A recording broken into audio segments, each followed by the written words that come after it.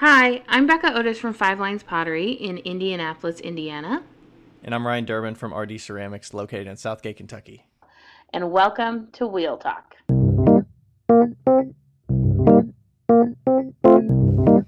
Hey guys, we've loved answering all of your questions so far. If you'd like to hear your question on the podcast, please send them to us on Instagram at wheeltalkpodcast or by email to wheeltalkpodcast@gmail.com. Thanks. Hey guys, so this is Becca, and we have a little bit of a different setup today for our podcast.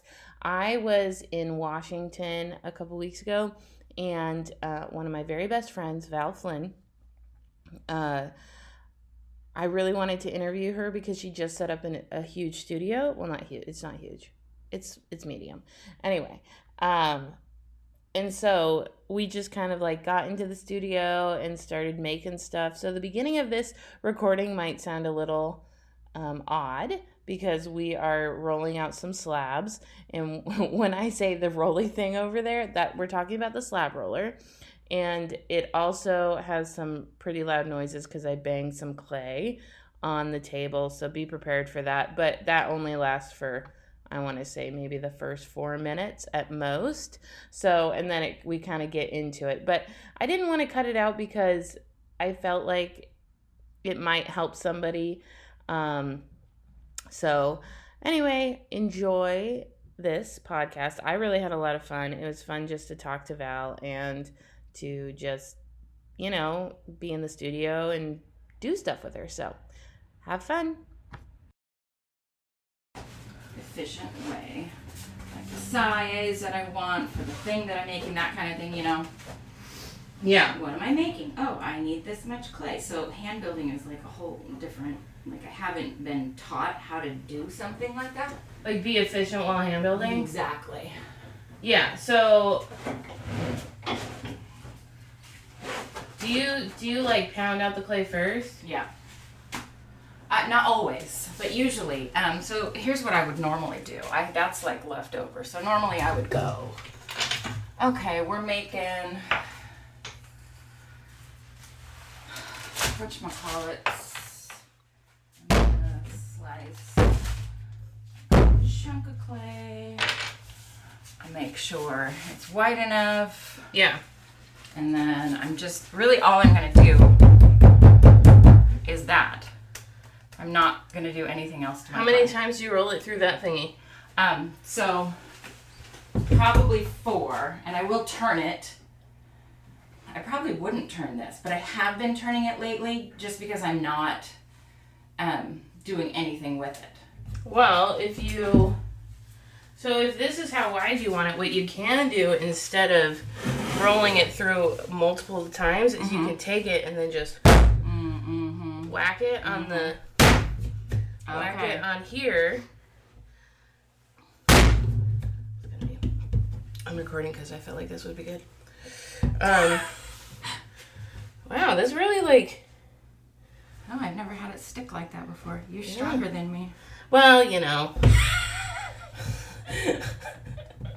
But and then also I threw it on a piece that was kind of moist. But you could do it on. That's also, that clay just came, so it's pretty wet. This will be better to work with. Yeah, and then if you got it to a point that is workable, then you only have to roll it through once. Okay. See, like that? Yeah. And then you can even kind of get it to that. Right. So work with it before I put it through the roller. Yeah, that's going to be the shape that I want. Yeah, that's going to be a million times faster than just going back and forth. At least you can cut down a bunch of times. That's true. Especially with your roller because you have to adjust both sides. Yes. It's a fucking pain in the ass. It is a pain in the ass. I think that I saw somebody once. Now you could cut that too because you're doing, because you're going to roll it out so long. You could cut it in half and put them next to each other. That way you don't have to. I wonder if I can be even more efficient and only roll it out to 2 of those and then cut it. Now I'm being really efficient. See? Look at you. Let's do Now, do you have lines on your, I don't. I just know where they are. Okay, because, like, yeah, putting, like, different colored lines helps, too. I know. I need to do that. I just haven't committed yet. Yeah. Like, I'm not there. All right. I don't think we can get 2 of those out of that. I think I'm going to go a little further. Okay. And then cut it and then... Look at it. You know, we're bad for a podcast because we never finish our sentences. I know, because... like, you know what I mean. Yeah, you know what I mean. The listeners don't know. Right. Listeners definitely don't I will know. finish my sentence. Anyway, what we're talking about is I that won't wait too far. she has one of those slab rollers that has 2 different rolly pins. Oh, are we recording? Yeah. Oh. She has 2 different rolly pins, like that you have to adjust. She has a North Star. This is Val Flynn, by the way. Hi. Hi. So the roller height adjusts on Both sides. ends. Yeah, so I could make something, I could roll out a slab that's a 1/4 of an inch thick on one side and a half an inch thing on the other. Side. Which could be fun. Which could be fun someday. Someday. But, you know. In the future. But, When I thought nothing that I did. but she was saying that she's trying to speed up. So Val does mostly hand building. She does some wheel thrown, but mostly hand building. The only thing that I'm throwing right now are my mugs, mostly, and flower pots. And flower pots. Yeah, I was throwing tumblers, but I decided it was too much throwing to add into my repertoire because my back said no. Right. Yeah, and so we're trying to figure out, so what she was working on earlier was, she has this awesome slab roller that She is awesome. it is awesome. She bought it, and it came with legs even though it wasn't supposed to. It wasn't. And I was gonna take up so much of my countertop space for this slab roller, and when it came with legs, I was like, oh, I can put it over there. Yeah. Hello. And so, thank you for screwing up. yes, thank you for messing up. I won't say where I ordered it from. No, I mean you could. But what I was saying is she was putting it through the roller, so when you have a slab roller that has 2 different, you know, one like a North Star or a Shimpo, typically you don't want to roll anything through that's too thick because it can mess up the gears. Mm. And so that's why. And so if you slap it down on the table a few times and make it thin enough, then you can get away with rolling it through once. This is too wet. Instead of rolling it through like multiple times. Do much of anything with. So I'm gonna put that over there, and I'm gonna roll this out Okay. because it's drier. I'm gonna let this dry out.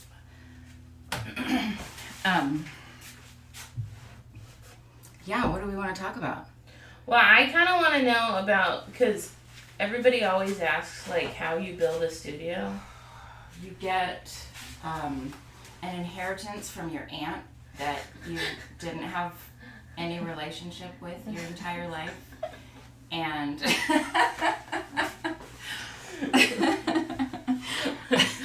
literally. Literally. Yeah, so I got it. I spent the money that I spent on my studio. I already had my wheel, so my studio moved from one house to another. We moved a couple years ago, and then I didn't have a studio for about a year, and then I was able to afford to actually put an extra wall up, and my husband was working on the basement, and he built me countertops, shelving underneath some of them, and I bought a new used kiln, very used kiln. Someday I'll get a new one. I mean, I could have afforded a brand new one with the inheritance, but there were obviously other things that you would want to spend money on sometimes. And your kiln works. And it works. Yeah. And it's a great kiln. How big is this room? This is like 12 feet by 10 feet? Yeah, 12 by 10, so it's small space. I need more shelves. Yeah. I'm making it work though. And the slab roller was my biggest purchase, for sure. That was like $800, right? Yeah, and I'm really glad that I spent the money on it instead of a countertop one that would have taken up so much space and would have been heavy. Because I had this idea that I would be lifting it and moving it. Yeah. When I needed to needed more counter space, and it wouldn't have happened. No. It would have stayed there. Like, you were planning on putting the slab roller on this table where we're actually working. Where I work the most. Yeah. And we made these, you made the countertops just like the ones that I had in my old studio. Mm-hmm. So I think this is 30 inches tall? Oh, I don't know how tall they are. Grab that laser level with that handy dandy measuring forgot to turn tape. it off. I know, I forgot to turn it off. I think this is pine, and my only complaint about this, these countertops, this is that when I leave wet sponge on them, they do, you can see it's lifting right here. I don't know, like there's a crack there and there's a crack here. So it's really soft. Yeah, so I've noticed I have to keep my wet sponges off of the countertop. So I think I would go with a different choice next time. I had birch on mine. Birch plywood. This might be birch. I think it might be birch. He made the side all nice by sanding it. Yeah, he routed the edges and yeah, he made it look really nice. So I love my studio, and my husband did a really good job of that. I don't like those. Oh, well, you need to go away. No, sorry. My dog just showed up. I should explain that. He will bark. So I will get rid of him. Okay, we're back. Yeah, and the countertops are like 3 feet tall, and they're just really simple. They're not fancy. Right, and I have, they're on both, I think these ones are a little, this side is a little lower, but, so I have one side of my countertops, I have a low stool, and my wheel sitting next to it. So when I'm working at my wheel, I have a countertop that is a good height for grabbing tools and stuff. And then on the other side, I have little bit higher countertops, and a tall stool, so that I have the option of standing and working or sitting on the tall stool and working. Because of my back issues, I need to be like at least every half an hour I have to either sit. Or stand. If I'm sitting, I need to stand there. Like, you need to change. Yeah. Yeah. So I did that on purpose so that I would have lots of options. Yeah. And we'll take a pic. I'll take a picture before I leave so that people can see it. We'll leave it messy.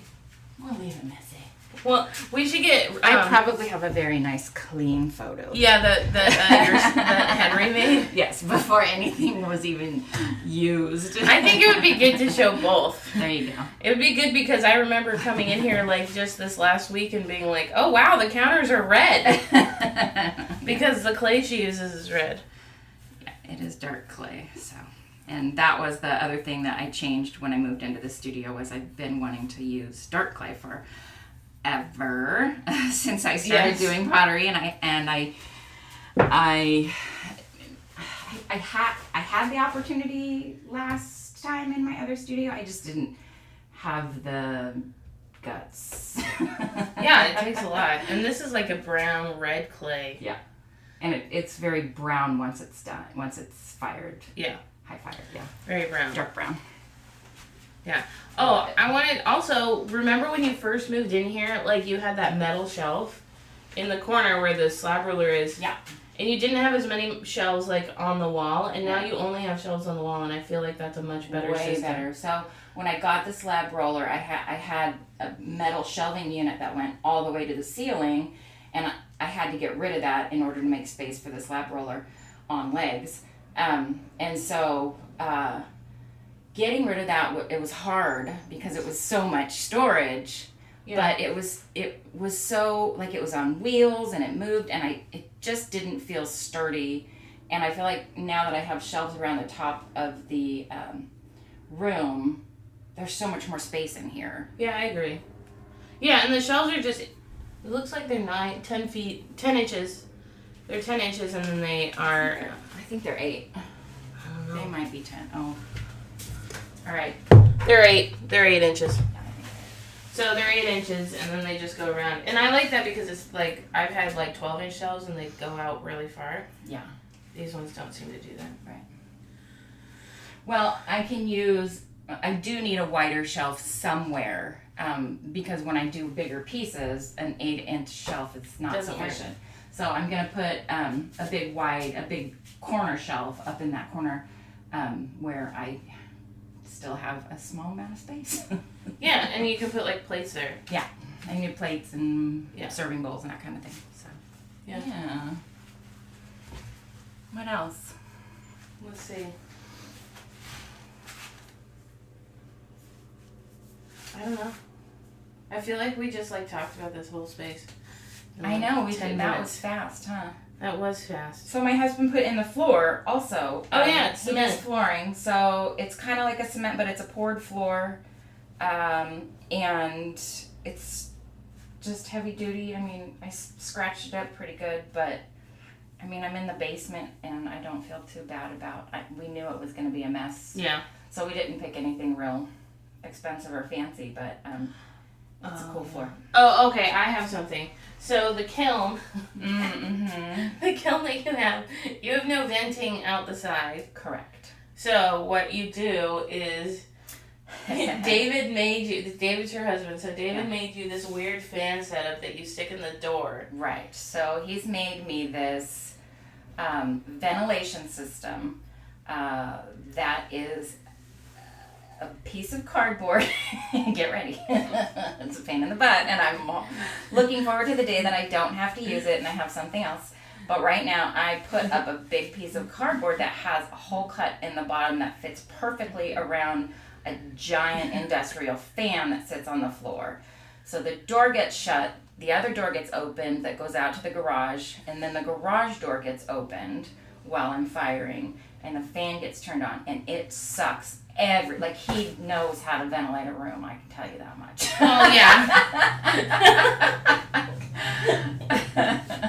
Yeah, he's very smart. Well, he kind of explained to me what needed to happen. I was like, okay, I can do that. And then he saw what I did, and it was very insufficient, and I didn't know it needed to be like sealed up, and like the thing had to go around the fan. And he was like, yeah, why don't I do it instead? He's like, I'll show you what I meant. So it was a little different than what I had originally planned. Yeah. Yeah. I was just going to crack the window open. But that was very insufficient. I found out quickly. Because at the last house, I had these huge windows, and the room that I was in was, for some reason, more separate than this. I don't know. It didn't need the ventilation that this needs. Well, this is under your entire house, and Right. the room in the last house was at the end of the house. Yeah, it was all the way at the end of the house. Big, huge windows. Yeah. I mean, close the door, and you couldn't. You couldn't smell even a smell. thing. Yeah, like it was fine. Yeah. So It was like being outside. This was for me a bit of a surprise that I needed to ventilate the way I do. So. And she couldn't put a vent out because her entire house is brick. Yeah. So you can't really. I mean, she could, but that's annoying. We thought about putting it in the garage, but putting the electrical in the garage was not workable. Yeah. It would have been too much because again, the brick was an issue. Yeah. Yeah. Yeah. How much do you think you spent on the tables and the shelves and stuff and the wood? This is before the inflation of wood, of course. Right. Yeah, thankfully. How much of the inheritance is gone, Val? I spent on everything in this studio, including I bought certain tools. I bought other things that I needed as well. Yeah. I didn't go crazy. No. I really didn't. Other than, the only thing I really went nuts with was that slab roller. Yeah. Almost $5,000 Okay. on everything. I think that's pretty. I think that's pretty. Yeah, I mean, realistic. I'm talking about the floor. Yeah. Everything. Like you built it up from scratch. Right. I mean, And we're not talking about like you've been doing pottery for almost 8 years. What is that? I have no idea. Oh, anyway, The we. window's open. It could be anything. Yeah, it's a motorcycle or something. No? Oh, it's Jack watering. Oh. Anyway, You could ask him to do that later. that's okay. So you've been doing pottery for almost 10 years. Almost, yeah. About 9.5 years, because Molly will be 12, so in September, and I started when she was 2. Yeah. So almost 10 years. And so it's not like you're starting from scratch. No. Like you know what you need, Right. and you're not like just building it. You've already had a bunch of tools. I spent a year without a studio. Planning. Yeah, planning. what I wanted and what I needed and yeah. And so when I say $5,000, I mean we put in a wall, we put in a door, we put in flooring. So we paint. We had to do drywall and paint, and so you could do it way cheaper than what I've done. Yeah, you And have I did money. it way cheaper at my last house. I mean, I think I spent my studio last time. Everything was there except for the kiln and the wheel And the wiring. and the wiring, which my husband did. Yeah. So I think I spent maybe $500. Well, not with the wheel. The wheel was. Yeah, you have a nice wheel. I spent about $1,000 on that studio. Yeah. Well, the wheel's like, you have a Shimpo Whisper and not the Right. light one, so you spent $1,500 on the wheel. Yes. Oh, that's So. true. I didn't buy the wheel. It was a gift. So Yes. I didn't. So we're excluding that from our list. Yeah. I exclude these things from my brain. So. From your ring, yeah. Yeah. Yes. So. But everybody needs a wheel. If you're gonna Yes, do it. but you can go so much cheaper. You do not have to buy something brand new. I did not. I wasn't planning on going brand new. Right. You're planning on getting used. Yes. What do you think like from switching to dark clay to clean clay, or to clean clay to white clay? How do you think that does it like stress you out how much like dirt is in here, or like The grit? yeah, well not the grit but like the color, like it would stress me out like how red everything stains is. everything? Yeah, It stains. did at first, but I've gotten over it. that's good. So really the biggest issue you see, I've changed my shoes. So I have shoes that I change when I come in here. I only wear certain shoes. I only wear certain clothes. Because I don't want to ruin my clothes. I don't want to, that's really the biggest issue is my clothes.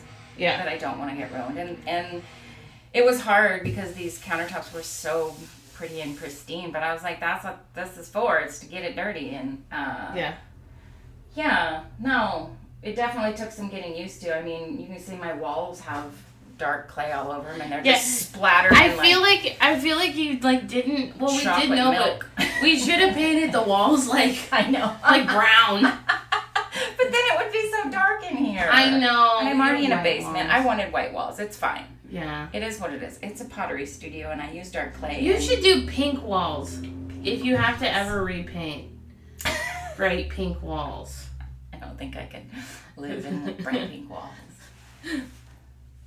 Yeah. Oh, yeah. What else? What are we making? We are making. I have started making. What am I making? Spoon rest? Spoon rest. Thank you. We're making spoon rest. So I've been wanting to add something that would be a little less expensive into my Repertoire.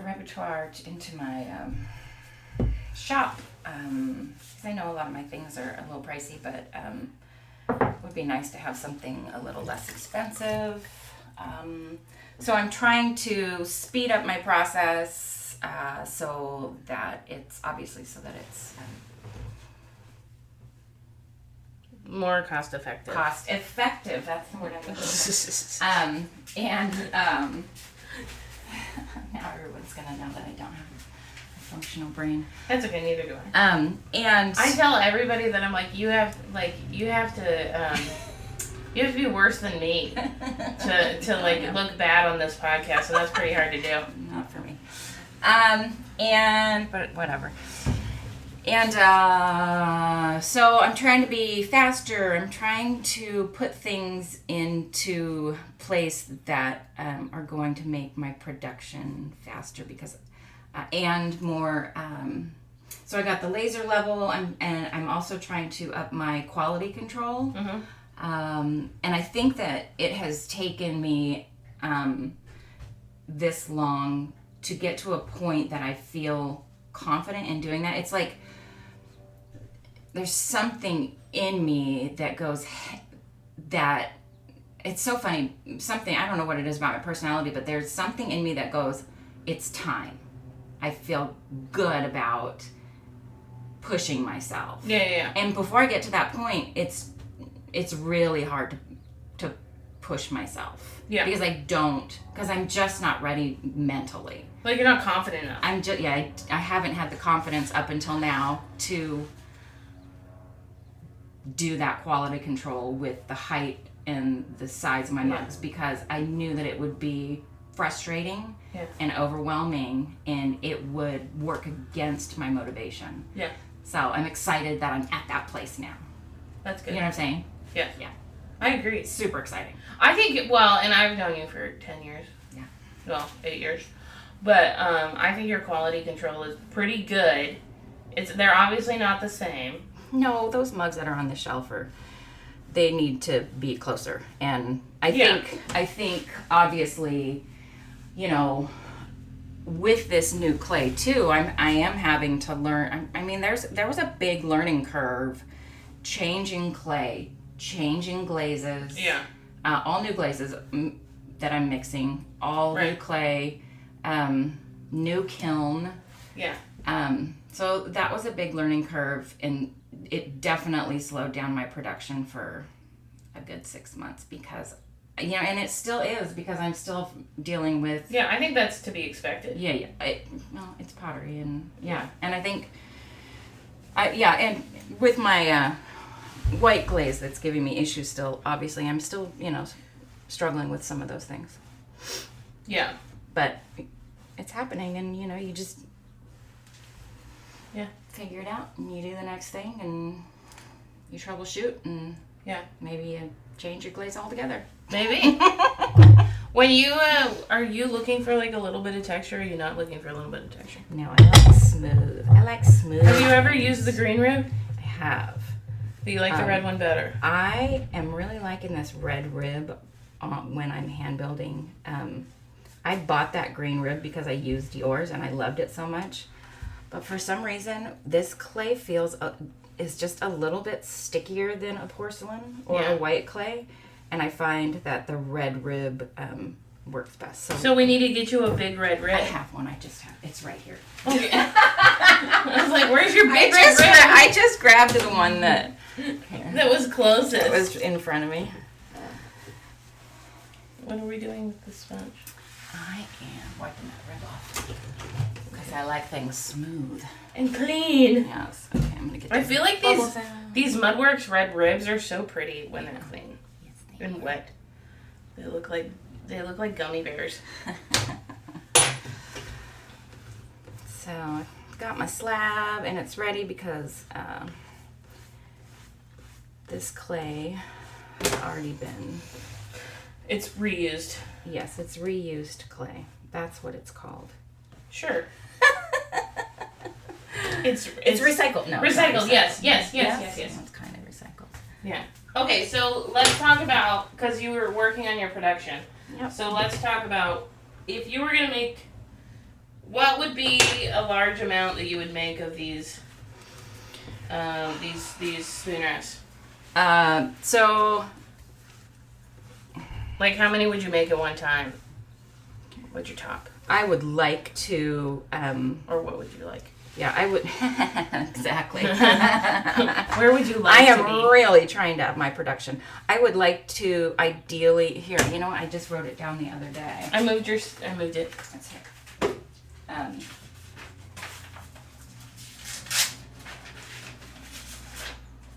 actually, I think it's on my computer. Let's see if I can remember numbers. I would like to be able to come in here, and if I'm just working on spoon rests and I'm in here for 5 hours that I can usually spend in my studio per day, this is going to sound really low. Just tell me. I am slow AF. You can cuss. You're slow as fuck. Ideally, I would like to make at least 20, but that's a lot for me, and 10 is more likely because I'm slow and I start to, I'm such a perfectionist, and I just start, and it needs to be fucking perfect. Okay. And so that's what I'm working on. I'm working on, and I know the more I do something, obviously, the better I'm going to get and the faster, because, these spoon rests, they're new, but I mean, I should be faster. Okay. So, yeah. And I know Becca has told me that I need to time myself. So, yes, that is next.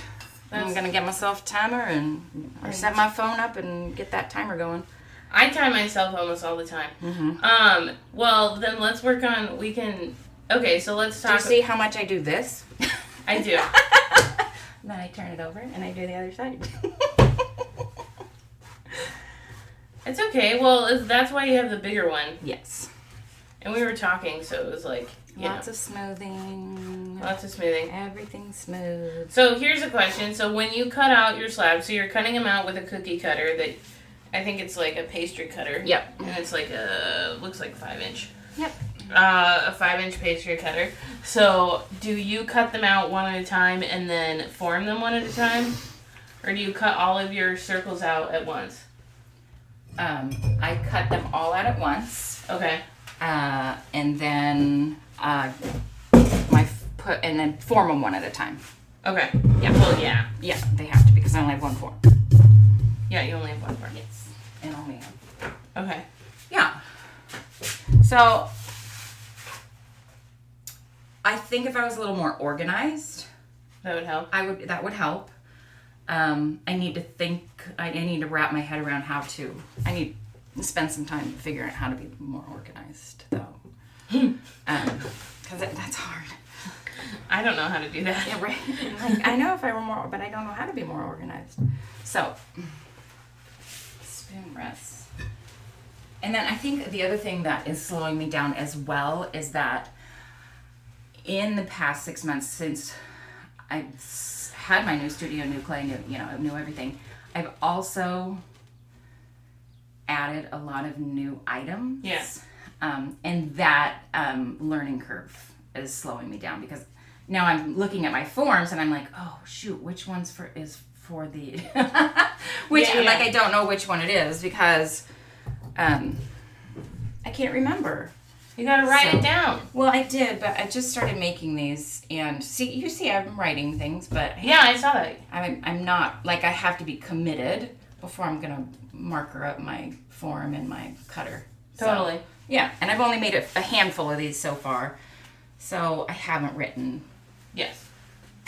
which one is for the spoon rest. So, yeah, that slows me down as well, just because I'm still in process of deciding what's gonna sell and what's gonna be fast and what I want to make and what people want to buy and that kind of thing. How much did you decide to sell these for?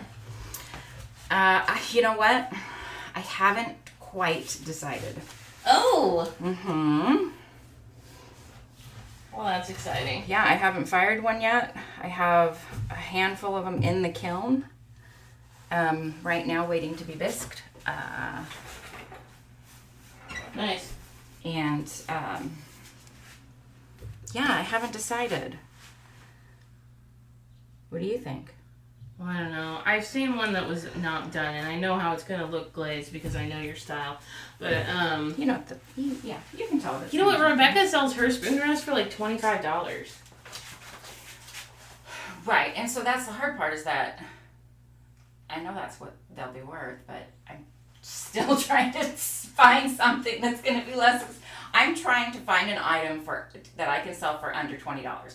I'm hoping I can sell these for less than $20. I don't know if I'll be able to. Yeah. I don't know if in the end, because as soon as I started making them, I was like, well, I can't just do plain spoon rests. They have to have something decorative on them. They have to be cute. And so, of course, I put Words on them.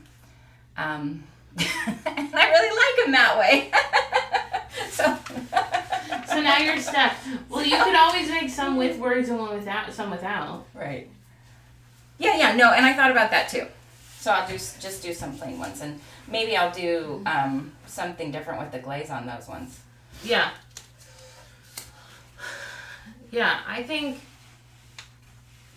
How much do you sell your really small bowls for? These ones? Or No, those like little the tiny little ones, the pinch little pots. sauce dish? Oh, the pinch pots? Or, the little sauce dishes, yeah. Gosh, I think those are 12. Well, there you go. Do you know what the thing that I love about you, Val, is that, you're the opposite of me. You're like, I'm worth it. Well, here's the thing. It's not that I have that confidence. It's that if I can't make money doing this, What's the point? what's the point? And it's just going to have to be a hobby. I'm not going to kill myself. Yeah. Because right now I'm working my butt off, and I'm juggling family, kid. My 3 of them are grown, and I still have one at home, and and so if I can't make money doing this, it's just not worth it right now. Yeah. To work as hard as I am, and I want to be able to make money doing this. Yeah. So I'm going for it. Yeah, so by the way, if you're not following Val, you need to. You need to. It's Val Flynn Pottery. We'll say it again at the end, but... Alright, I think this was the mold. It looks like it. I know, but it might have been this one.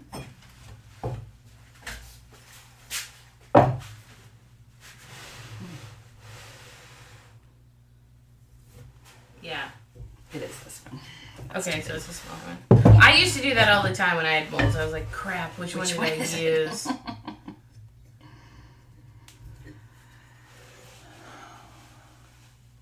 Yep. So that, and so now I'm like, look, I've got my clay on my mold, and I'm centering it, and I'm picking it up and making sure it's centered. All that stuff's time consuming. It is. So I think that the biggest point is that you just have to find, your, I think that it's okay to have time consuming points in your process. Sure. You just have to find the parts that are less time consuming and speed those up. Did you have foam? I do. They're down there. Oh. The big sponge worked just fine. Yeah. Half the time I just do these ones with my hands anyways because they're so small. Yeah. Yeah. Are you putting little feetsies on these? No, that would be really cute, but then they'd be more expensive. That's true. That's true. Oh, that would be super cute. But then, I don't know if you want a spoon rest that's up off of the counter. I think you always kind of, I don't know. Yeah, it's true. I mean, I always tend to have them on the counter. But,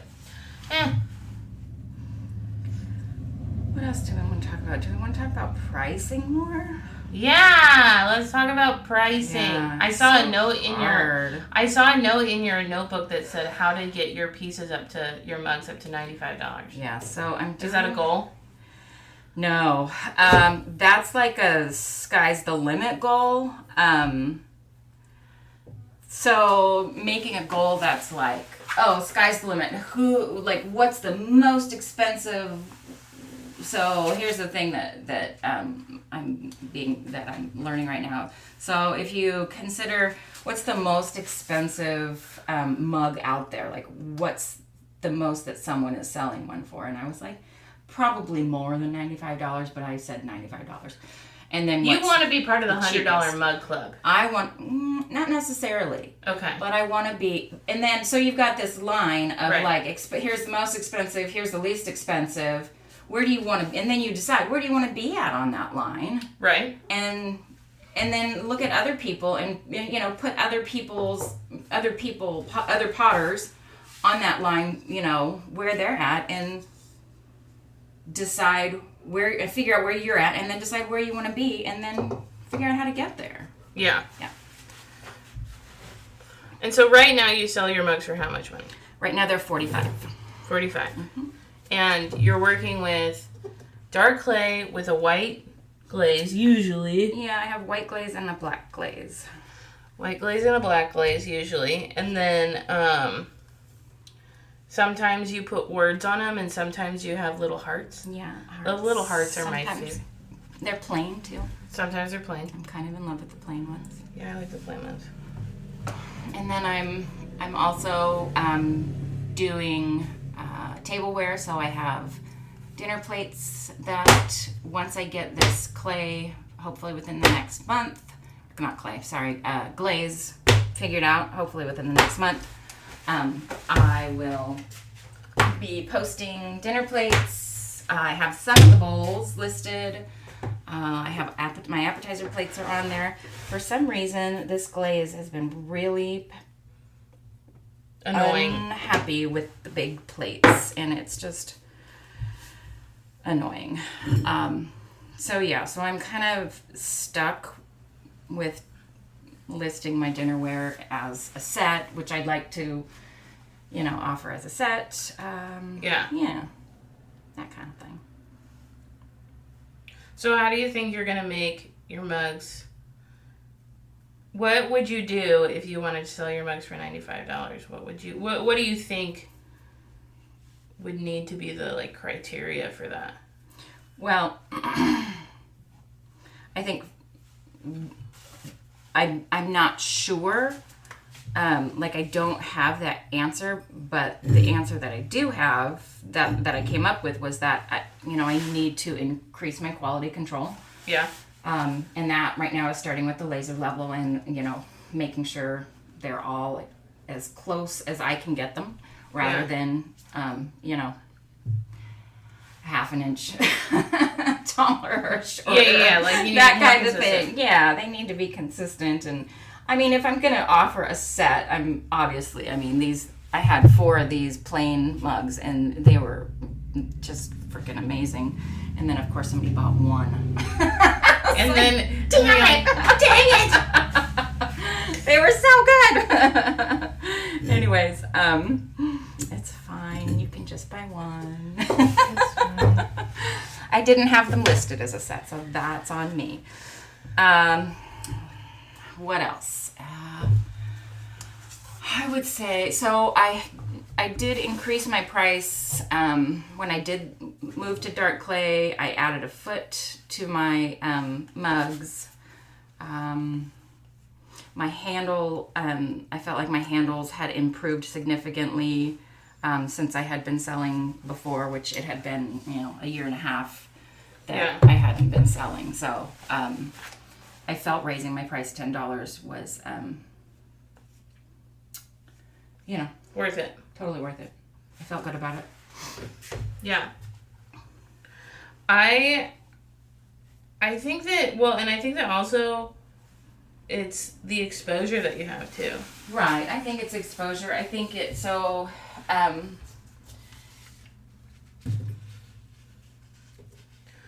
there's people, I feel like there's people out there that are way less talented than you that sell their mugs for $95. You know? Right, but I don't have, like you said, exposure. I don't have the following to be able to sell mugs for $95. I don't have enough customers. And so that's what we need to work on. Yeah, and so the ones that I do have, I need to keep them. Yeah. I feel like whenever I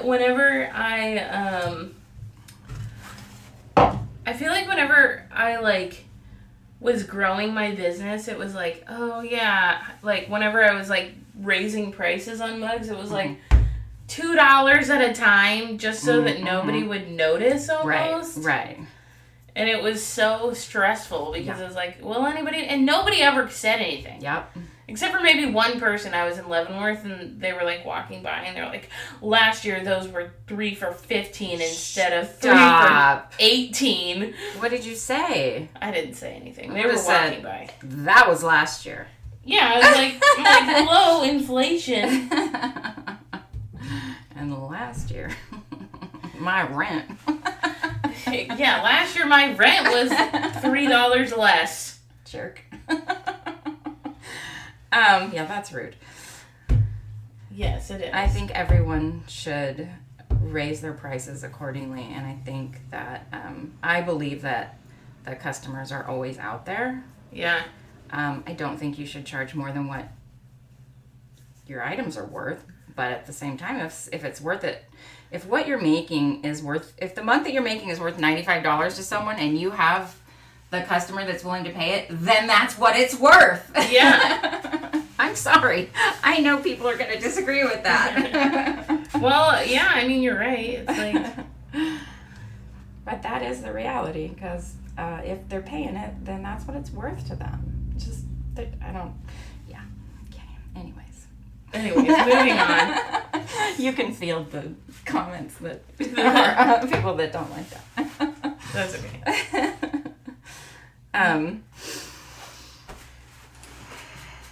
Pricing.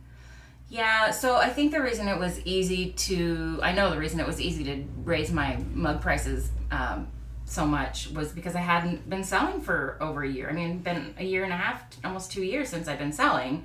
Yeah. So I know that people saw my price increase, but so much was changing. I felt like, the clay is different, the mug's a little different, the glaze is different, and it's been almost 2 years, and my prices went up. Yeah, and nobody really said anything? It hasn't hurt me. No, that's good. That's good. You've been doing, like, this business class. I have, and it's been really, really good. What business class is it? See, I told you we were supposed to make notes before we did this. I know, I'm sorry. It's all right. And I didn't bring my computer down. So it is, Oh, I think they texted me the picture. here, he's on Instagram, so it's, he goes by Flammable Entrepreneur. Okay. And his name is Logan Elliott.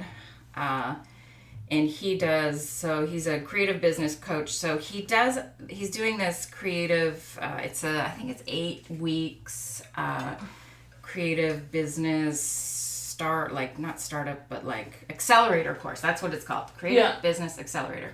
And so it's for creatives, and I've done other courses, business courses, and I've always felt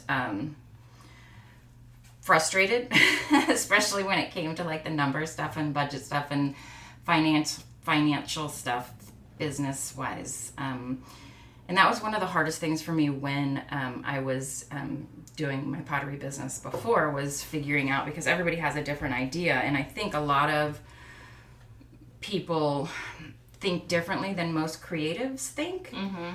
And I think our brains work a little differently. And he has done such a great job. When he did, it was just week before last that he did the financial week, and it was my favorite week, because I was like, finally, all you've given me is like 3 spots where I have to plug in numbers for, everything that I'm offering, each item that I'm selling. Yeah. And I have to figure out what it cost me to make them. So, but he just made it so simple and accessible.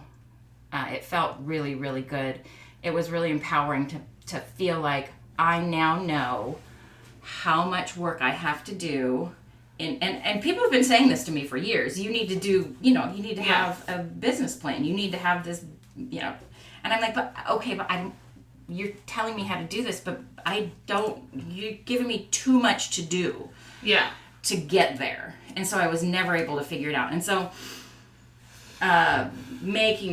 simplifying it and he's super encouraging, and he just like gets the struggles that creatives are dealing with. Yeah. And so it's been awesome, and I feel really good about being able to know what I'm making, know how hard I have to work for it. Whereas before, that was something that was so far, that felt so far out of my wheelhouse. Yeah. I didn't know if I was ever going to be able to do that.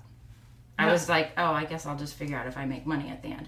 And I think a lot of creatives do that. Yeah, I agree. And a lot of business owners do that. Yeah. So that's been really good. That's been a great course. I would recommend it.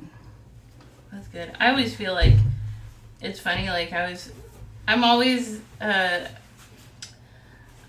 like, oh, all I have to do is make this amount of pieces, and then this is how much money I'll make, and then I'm like, oh, I actually have to have that amount of customers too. Like, that's the key, right? Like you have to sell it, and that's like the part that I'm always like, I always struggle with. I'm like, oh, right. Yes. It's not just about how much you can make. It's about how much you can sell. That's part of the course too. Yeah, I know it is, and I'm like, that's the hardest part for me. Yeah, it is hard. Yeah. But it's just, the other thing that I'm learning is that you're just doing the next thing, each day. You're just figuring out what's going to get you there, and you're taking the next step. And that's how you got to look at it. Yeah. Really. There's only so much time in a day, and if you think about it and plan it out.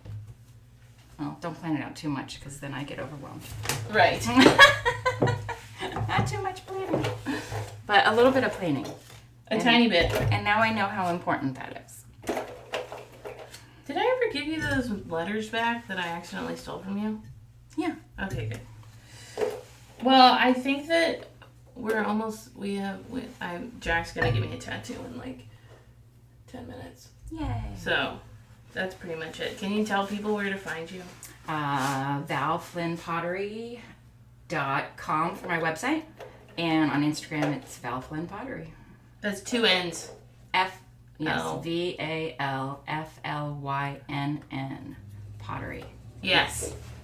Perfect. That's it. Thanks. Maybe this will be a new segment called In the Studio. Nice. That'd be fun. I want to go to people's studios and just... Yes. Clay. That'd be great. Cool. Okay. Later. Thank you. Hey guys, thank you so much for listening to our podcast. We really appreciate it, and we're having so much fun. If you want to follow us individually on Instagram, you totally can. Ryan's Instagram handle is @RDCeramics, and mine is 5 Lines Pottery. That's the number 5. We would love to hear from you, and don't forget to write us a review on our podcast. We read every single one of them, and we totally appreciate them. They help us out an awful lot, and they also put smiles on our faces. I hope you guys continue to listen, and we love you. Thanks. Bye.